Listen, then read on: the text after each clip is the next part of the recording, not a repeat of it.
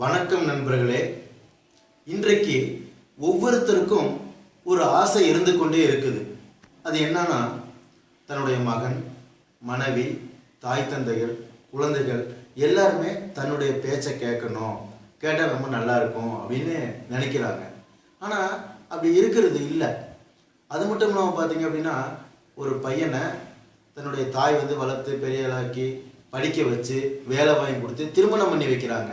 திருமணம் பண்ணி வைக்கும்போது அந்த தாய் என்ன நினைக்கிறாங்க, திருமணம் பண்ணாலும் தன்னுடைய மகன் தன்னுடைய பேச்சை கேட்கணும்னு நினைக்கிறாங்க. ஆனால் அந்த பையன் திருமணம் பண்ணவுடனே ஒரு சில நாட்களில் அப்படியே பார்த்தீங்க அப்படின்னா மனைவியோட பேச்சை கேட்க ஆரம்பிச்சிடலாம். அப்போ இந்த தாய் என்ன சொல்கிறாங்க, என்ன இந்த பெண்ணை கல்யாணம் பண்ணதுலேருந்து பார்த்தீங்கன்னா அப்படியே பையன் டோட்டலாக மாறிட்டான், அந்த பெண்ணு என்ன வசியம் பண்ணிட்டாலும் தெரியல, பையன் அப்படியே பொண்ணோட பேச்சை கேட்குறான் அப்படின்னு சொல்கிறாங்க.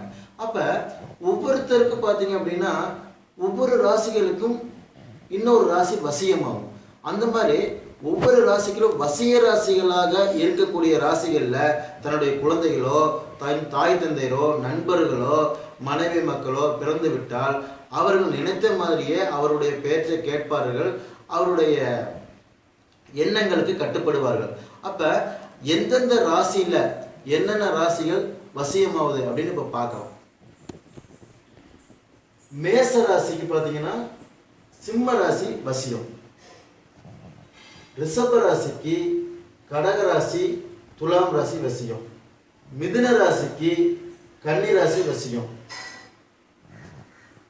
கடக ராசிக்கு விருச்சக ராசி தனுசு ராசி வசியம், சிம்ம ராசிக்கு மகர ராசி வசியம், கன்னி ராசிக்கு மீன ராசி ரிஷப ராசி வசியம், துலாம் ராசிக்கு மகர ராசி வசியம், விருச்சக ராசிக்கு கடக ராசி கன்னி ராசி வசியம், தனுசு ராசிக்கு மீன ராசி வசியம், மகர ராசிக்கு கும்பராசி மேசராசி வசியம், கும்பராசிக்கு மீனராசி வசியம், மீனராசிக்கு மகராசி வசியம். இந்த மாதிரி வசிய ராசிகள் நண்பருடைய உறவினர்களோ மனைவி மக்களோ அமைந்து விட்டால் அவர்களுக்கு மிக சிறந்த ஒரு அணுகுமுறை நம்முடைய பழக்கத்திலும் நம்ம சொல்றதை கேட்கறதிலும் பார்த்தீங்கன்னா ஒரு மகிழ்ச்சியான சூழல் உருவாகும். நன்றி.